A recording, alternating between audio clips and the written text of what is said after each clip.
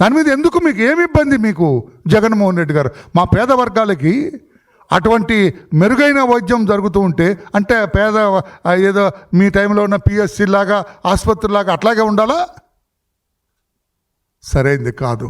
పత్రికా సోదరులారా, మీరు దయచేసి చెప్పండి వాస్తవాలు.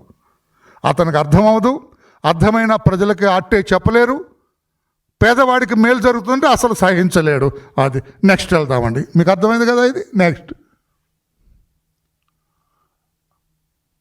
కేటాయించిన భూముల్లో 625 పడకల ఆసుపత్రి, ఈ మెడికల్ కాలేజీకి మనం ఇస్తున్నాం కదా, మెడికల్ కాలేజీకి ఇచ్చిన భూముల్లో 625 పడకల ఆసుపత్రి, 150 అండర్ గ్రాడ్యుయేషన్ ఇది, మరియు 24 పీజీ సీట్లతో కూడిన కాలేజీ నిర్మాణం. ఈ కాలేజీలు ఏముంటాయి?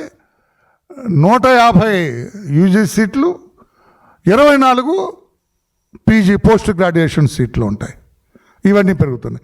ఇవన్నీ జరిగిన తర్వాత చంద్రబాబు గారు ఆలోచన ప్రకారం ఉంటే రాష్ట్రం మొత్తం 220 సీట్లు మెడికల్ సీట్లు పెరుగుతాయి.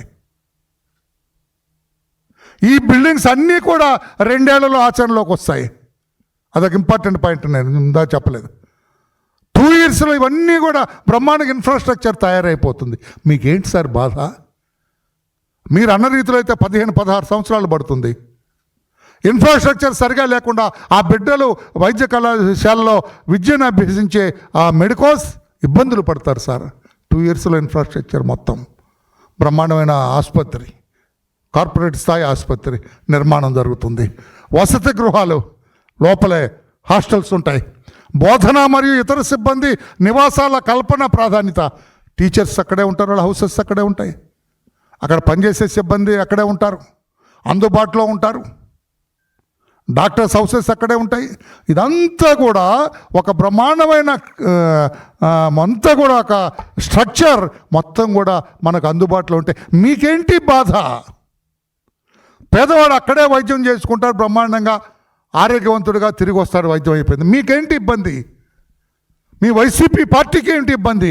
జగన్మోహన్ రెడ్డి గారు మీకేంటి ఇబ్బంది? అంబటి రాంబాబు నీకేంటి ఇబ్బంది? రోజమ్మ మాట్లాడలేదనుకో, అవుట్ ఆఫ్ ఫీల్డ్ అనుకో. ఇంకా మిగతా వాళ్ళు బొత్స గారు ఏంటి మీకు ఇబ్బంది? మీకేం సార్, కోట్లు సంపాదించారు, యూ బికేమ్ క్రోర్పతి బ్రహ్మాండంగా. మీకు ఇతర దేశాల్లో కూడా ఉన్నాయంట ఆస్తులు మీకు బ్రహ్మాండంగా. బొత్స గారు అండి చెబుతున్నారు. How far it is true I don't know. ఆయన వ్యతిరేకిస్తాడు దీన్ని. గుండె మీద చేసుకొని కూర్చొని వినండి నేను చెప్పే ప్రెస్ మీట్. వ్యతిరేకిస్తారా? మానవత్వం ఉందా మీకు? పేదవాడికి ఇవన్నీ అందుతుంటే వై యు ఆర్ జెలస్? ఎందుకు మీకంత అసూయ? ఎందుకు మీకంత ఈర్ష్య? ఎందుకు మీకంత బాధ? వాడికి మంచి వైద్యం అందుతుందనా? కాలేజ్ బ్రహ్మాండంగా ఉంటుందనా? Nonsense you are talking. ఇంకోటి కూడా అండి, ఇవన్నీ జరుగుతాయి చంద్రబాబు గారు చేసే ఈ పీపీపీ ద్వారా. ఏ బిడ్డలకి ఇబ్బంది ఉండదు, ఎవరికి ఇబ్బంది ఉండదు.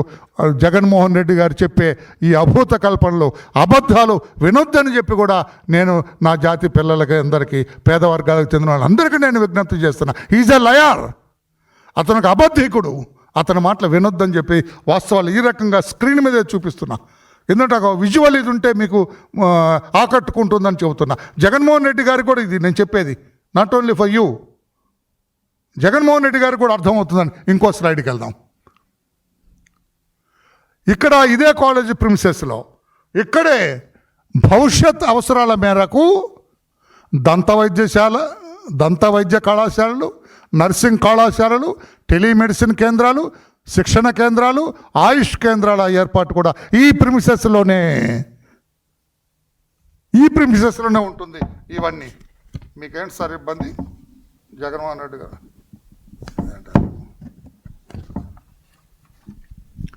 భవిష్యత్ అవసరాల మేరకు డెంటల్ కాలేజ్ ఇందులోనే ఉంటుంది.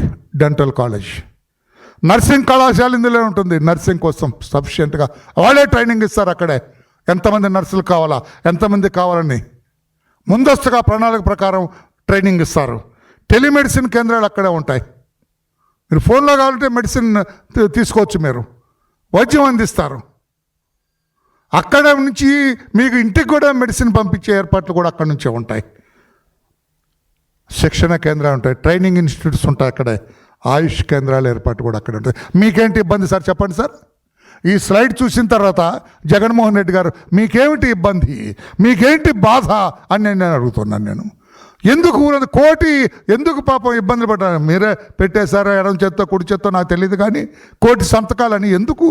ప్రజల్ని వాళ్ళ పనులు చేసుకోకుండా ఎందుకు? ఎవరికి మేలు చేయాలని? పేదవర్గాలకు మీరు మేలు చేస్తున్నారా, కీడు చేస్తున్నారా? అర్థమవుతుందా మీకు?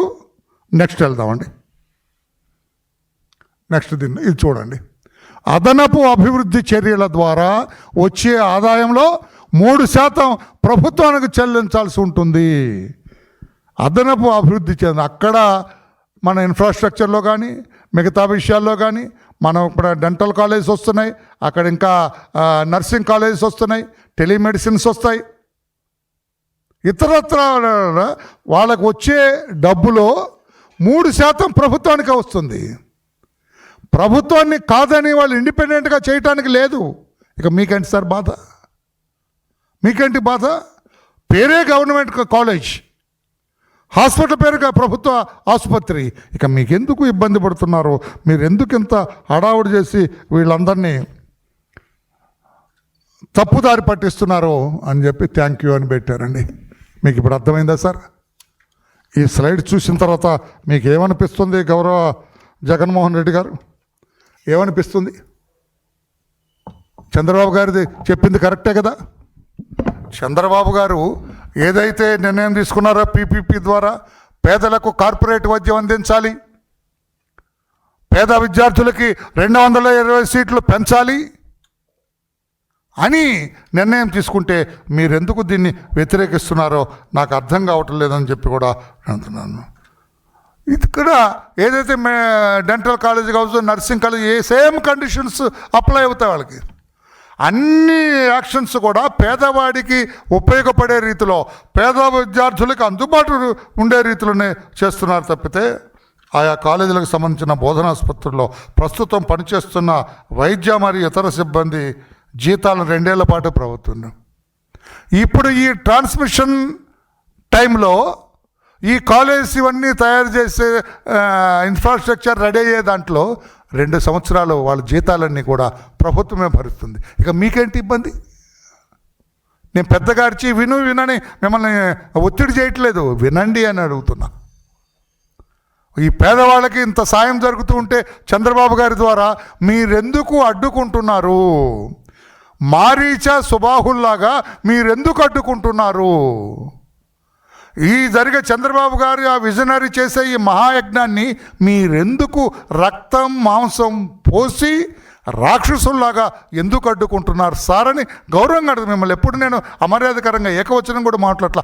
గౌరవ జగన్మోహన్ రెడ్డి గారు ఎంతైనా ఆలోచన లేకుండా ఎందుకు సార్ ఈ రకంగా ఎవరో చెప్పిన మాటలు, ఎవరో చెప్పిందా అంబటో ఎవరో చెప్పిన మాటలు వినేగా ఎందుకు సార్ పేద వర్గాల్లో మీరు పరువు పోగొట్టుకుంటారని చెప్పి కూడా నేను అంటున్నాను. నేను 2 years లేకపోతుంది, ఇంతటితో ఆగలేదు. మిగతా సమాచారం కూడా చెబుతాను నేను. ఈ రోజుకి మీకు అర్థమైందా రాజా?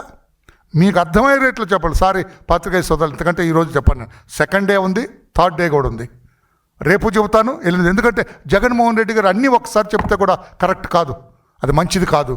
ఇప్పుడు అర్థమైంది. ఈ స్లైడ్స్ అన్నీ చూశారు కదా, ఈ స్లైడ్స్ అన్నీ చూశారు కదా. అదనపు అభివృద్ధి చర్యల ద్వారా వచ్చే ఆదాయంలో 3% ప్రభుత్వానికి చెల్లించాలి.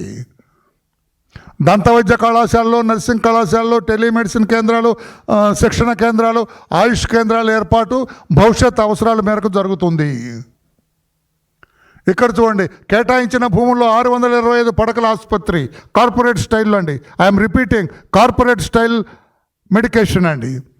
150 యూజీ మరియు 24 పీజీ సీట్లతో కూడిన కాలేజీ నిర్మాణం, వసతి గృహాలు, బోధన మరియు ఇతర సిబ్బంది నివాసాల కల్పనకు ప్రాధాన్యత. మీకు అంత అర్థమయ్యే రీతిలో చెప్పాలని నా బాధ. కళాశాలలో కేటాయించిన భూములను ఎటువంటి వాణిజ్యపరమైన వైద్యేతర కార్యక్రమాలకు వినియోగించకూడదు. మీరు చెప్పారు ప్రచారం, అదంతా తప్పు అనమాట. అక్కడే అసాంఘిక కార్యక్రమం ఏం పొందాలి? అసాంఘిక కార్యక్రమాలు ఉంటాయండి? క్వశ్చనే లేదన్నారు చంద్రబాబు గారు. వాణిజ్యపరమైన వైద్యేతర కార్యక్రమాలకు వినియోగించడానికి వీల్లేదని ఒక ఆర్డర్ వేసిన చంద్రబాబు నాయుడు గారు. పేదలకు కార్పొరేట్ వైద్యం చూడండి, ఆసుపత్రి ఎలా ఉందో. దేదీప్యమానంగా వెలుగుతుంది అది చంద్రబాబు గారి నాయకత్వంలో. పేదలకు కార్పొరేట్ వైద్యం, పీపీపీ విధానంలో వైద్య కళాశాలలకు ప్రభుత్వ వైద్య కళాశాల మరియు ఆసుపత్రి అనే పేరు తప్పనిసరిగా పెట్టాలి అని చంద్రబాబు గారు ఆదేశించడం జరిగింది. పీపీపీతో రాష్ట్రానికి అదనంగా 220 మెడికల్ సీట్లు వస్తాయి. పీపీపీ మెడికల్ కాలేజీలు వాస్తవాలు, ఇన్ని వాస్తవాలు చెప్పా. ఇలా జరగకపోతే, పీపీపీ పద్ధతిన నిర్మాణం జరగకపోతే ఈ 220 సీట్లు కూడా సెంట్రల్ కోటాలోకి వెళ్ళిపోద్ది, సెంట్రల్ పూల్లోకి వెళ్ళిపోతుంది. జగన్మోహన్ రెడ్డి గారు ఎవరు తిన్నట్టు కాదు సార్, ఇది అడ్డుకోకండి సార్. పేద వర్గాల ప్రతినిధిగా నేను మిమ్మల్ని రిక్వెస్ట్, నథింగ్ రాంగ్, మా అతన్ని రిక్వెస్ట్ చేయటం అంటారు, కానీ మిమ్మల్ని రిక్వెస్ట్ చేస్తున్నాను నేను. పేదవాళ్ళ అభివృద్ధి దృష్టిలో పెట్టుకోండి, పేదవాళ్ళకు అందే ఈ వైద్య ఆరోగ్య పరిస్థితులను దృష్టిలో పెట్టుకోండి. పేద విద్యార్థులు చదువుకునేది కార్పొరేట్ స్టైల్ కాలేజెస్లో చదువుతారు సార్. మీరు చెప్పే రీతిలో అయితే 15-16 ఏళ్ళకు కూడా కాలేజీలో చెక్క బల్లల మీద చదువుకునే బిడ్డలను చూడాలని ఉందా? కుషన్ సీట్లతో హాయిగా కూర్చొని చదువుకునే బిడ్డలను చూడాలని ఉందా? ఒక్కసారి ఆలోచన చేయండి అని చెప్పి కూడా తెలియజేస్తూ, దళిత వర్గాలకి, వెనుకబడిన వర్గాలకి, మైనారిటీ వర్గాలకి, మహిళా లోకానికి, ఇంకా పెద్దలందరికీ, అన్ని వర్గాల వారికి, ఎస్టీ వర్గాలకు అందరికి కూడా విజ్ఞప్తి చేస్తున్న, జగన్మోహన్ రెడ్డి మాయలో పడకండి. ఇది వాస్తవాలు నేను చూపించింది, ఇవి వాస్తవాలు. మిగతావి రేపు మళ్ళా ఇదే టైంకి చెబుతాను నేను. రేపు మిగతావి చూద్దాం. దయచేసి జగన్మోహన్ రెడ్డి గారికి ఇప్పటికైనా జ్ఞానోదయం కలిగి, చంద్రబాబు గారు ప్రొసీడ్ అహెడ్, మీరు చెప్పింది కరెక్ట్ అండి, మీ విజన్ని నేను కూడా అభినందిస్తున్నా, గో హెడ్ అని చెప్పండి. మీ గౌరవాన్ని సమాజంలో నిలబెట్టుకోండి అని చెప్పి జగన్ గారికి తెలియజేస్తున్నా. Thank you everybody. Any question on this? You're at liberty to ask me any question with regard to this.